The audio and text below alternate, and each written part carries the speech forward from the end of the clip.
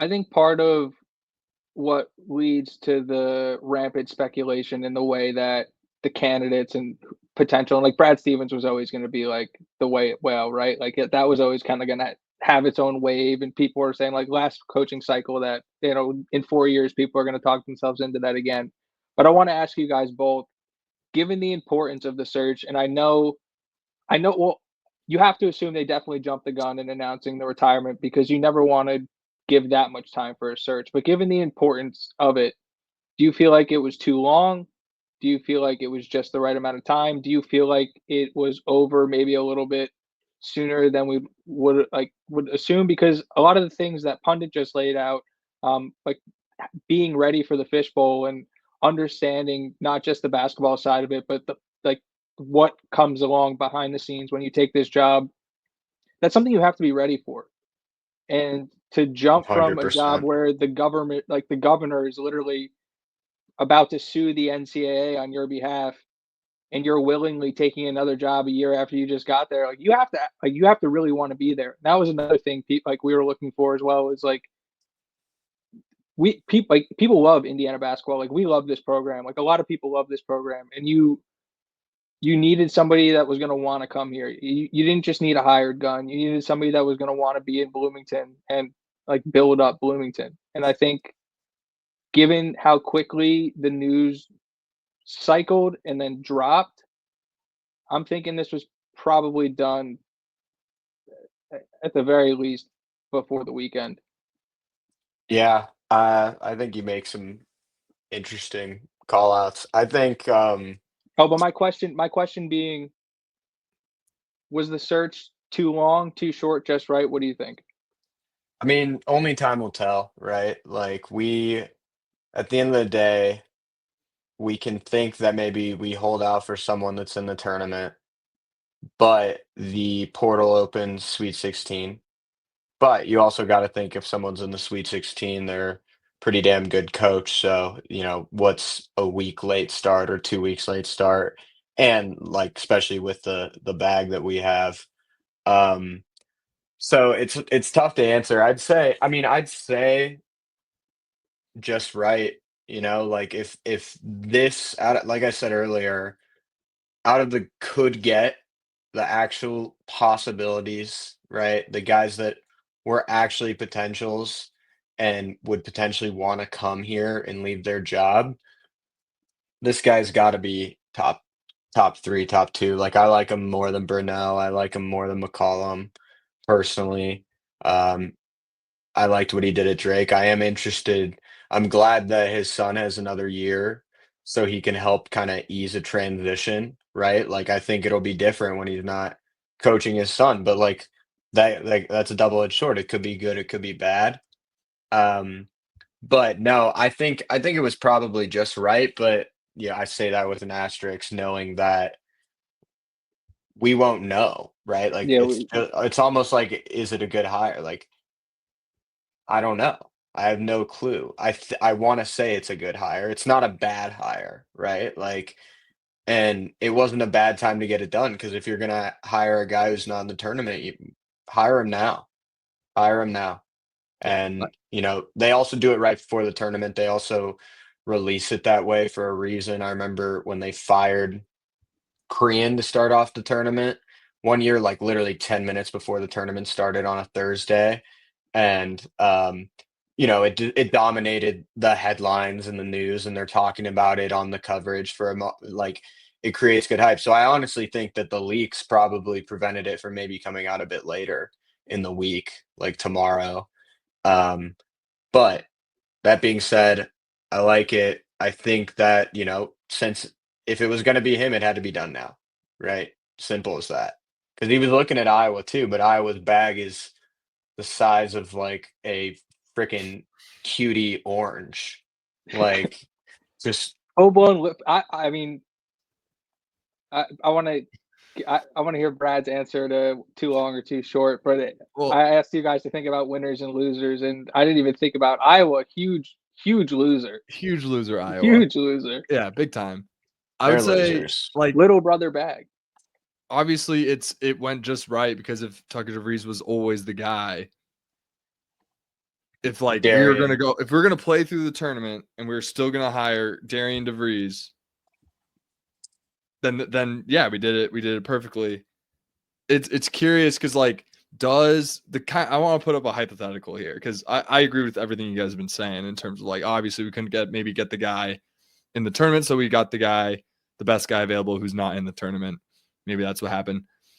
Do you think maybe if DeVries was always the guy, like if West Virginia makes the tournament, obviously this announcement doesn't happen because they're playing. And then we can go back to the UNC being in Bubba Cunningham. We were already planning on hiring DeVries. We're on the bubble. West Virginia's on the bubble. North Carolina's on the bubble.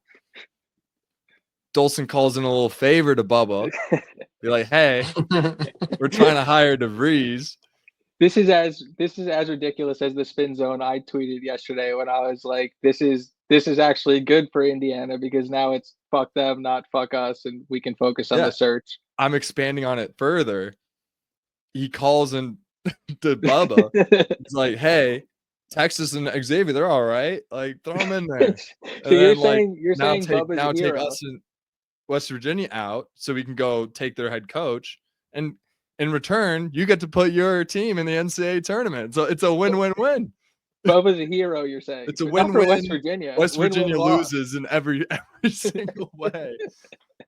It's an UNC IU blue blood collusion against the little guy, which is unfortunate. But I don't like this. Yeah, I don't like that at all. Say that now. I don't like this one bit, Goom. I don't. But I want to go on a limb and say that we don't. I'm not saying it was real. I'm just putting a hypothetical. I'm just throwing it out there. It's the show did not endorse that. It all checks. Where was he when he wasn't in the room during those discussions? He could have been out. He could have been taking a phone call from his good friend. No, I'm not even gonna. Scotty Dolson, Scotty D. What's going on? No, yeah. But yeah, I know. I don't think Scott Dolson would intentionally knock Indiana out of the tournament. And no, obviously. You guys want to talk about that at all? Or? We will. We'll get there. Yeah, we can cover that later. I want to hit a couple more things with the coaching search, and I think timing wise, if like hiring DeVries and hiring him now and just saying go, to me clearly signals we want to win next year. You guys both highlighted Tucker DeVries has eligibility left. Like he'll be on the team next year. He's not going to be a bad player. So they're going to have a good chance to retain a good core of this roster. And I want to get to that in a second too. But if he wasn't always the guy and it was just we're hiring him now because we want to win now, that's a questionable process. And if they didn't want to take the chance of losing maybe their third or fourth best candidate to potentially wait out a coach that could make a deep run, that's also a kind of a scary place to be too. So it is definitely interesting the timing of the search. It is also interesting the timing of the search, and we'll get down to like the final candidates in a second. But they looked at basically two of the same guys Iowa looked at. We all just clowned Iowa, but like little brother bad for Iowa. No, so exactly. I think that's interesting. That's a good point out, right? Like we were in the conversation with Iowa for allegedly our top two or two of our top three. That's kind of insane. Like, it's kind of got to be a reality check. I mean, let's be real here. It was a reality check for Iowa because they got bodied both regards. Yeah, but I mean, if they get McCollum, like that might be their guy. Yeah, right. That could pan out because they're looking for something probably the opposite of Fran. What did Fran do? They fucking ran, made threes, had high octane offense. McCollum is the opposite.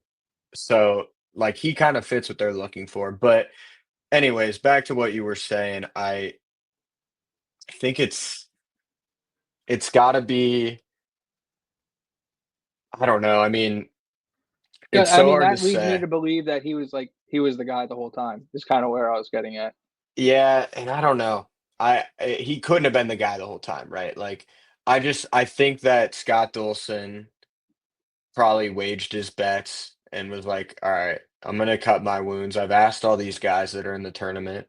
Half of them probably said no. Half of them probably said, hey, man, we're in the middle of a run here. We're trying to focus on that. So I think I think he was probably like realist, like he got real, right? He went after the big fishes. He missed. We got knocked down a peg to, the same coaches that other Big Ten schools are competing for. And we won because at the end of the day, we are IU. We have a massive fan base. And also, what did you say earlier? One a $6 million buyout we're paying to West Virginia. Mhm. Like Iowa couldn't pay that. I saw a story today that said their NIL package for this whole team was like $300,000 or something. And I have to go back and verify that. I don't want to Archie Miller this situation, but I think I it's got to be it's a big risk from Dolson, right? It's a risk. But it's not a big risk, but it's a sizable risk, and we'll see if it pays off. I mean, obviously he nailed Sig. I hate bringing Sig into it because I think they got to be mutually exclusive. We'll get into that later, but We can get um, into it right now. Yeah, I we mean, can they get into should that be. now. I mean, they all just right. should be. It's just I feel like it's just a blanket statement. Like they just shouldn't be put together. And I think one thing we forgot to call out with what is similar about you know DeVries and Sig is that Dolson hired the company, right? That the Yeah, hiring turnkey, the search firm. yeah, the search firm, right? So same search firm got honestly a similar result, proven winner, a guy that consistently wins 19 plus games in 7 seasons, a guy that his biggest question mark as a guy that has only won consistently at Drake, like can he recruit at a high level? First recruiting class, top 25 class. I mean, when you just look at all these, evaluators that he has, he just continues to check all the boxes. I guess my And whole point is that we can't like compare them. Like, you know what oh I yeah, mean? Like even at all. Like not to No, they're call you walking out, into Goon. completely different situations. no, it's true. No, and it's like, listen, at first things first, it's a disservice to Sig to think that what he did could be replicated, right? In any program, literally in any Oh yeah, sport, any college sport program, to think that like that could even come close to be replicated. He's one of one. That's why we love him, right? Like that's what makes us like him is that he is a I don't give a fuck in your face dude with a very mild temperament, but his mouth talks a lot and we like him because he backed it up and it was sick. But like to think that there's even another one of those out there, let alone another one in basketball that would come coach at IU, it's like Yeah, like in you- the hiring cycle, like magically, and like like holy shit, there's like basketball Signetti. and also like to be like, oh well, this guy won everywhere like Sig did, or this guy has a similar disposition to Sig. It's like we need to set ourselves in check a little because even I've done it where it's like, all right, well, what worked in football? But it's like this is IU basketball, it's a different like, sport. Yeah, and it's a different sport. It's a different stratosphere. Sig walked in, not a single expectation other than win more than 3 fucking games. Pardon my français, no, you can but You're, curse. you're good. See a free flow on here, pundit. bet good to hear. But anyways, I think it's a totally different stratosphere. Everyone needs to just like whenever we talk about this guy, I don't even want to hear Sig's name because it's not fair to any of them. And it's also just like it's apples to a fire hydrant, it doesn't make sense. And so with Sig, it's like we know what we got from him. We saw him from day one change the culture. I don't expect that with Darian DeVries, right? I don't expect this like fast, physical, relentless, 6 seconds of play, every play has a lifetime of its own, blah, blah, blah, right? Like that is what separates Sig from a lot of normal coaches. I think this guy is a lot different, and I think that's fine, right? I think people just don't even need to compare it. And with DeVries, I think we hired him at the right time because, like Brad said, if that's our guy, then we got to get him. Simple. Now, before the tournament starts. So I think it's I think it's going to be interesting, and I'm interested to see who he can retain and recruit. And yeah, I mean, I think a lot of people are excited right now, so I'm happy to see that. Fan base seems more aligned than it was, but that was that's not that big of an achievement.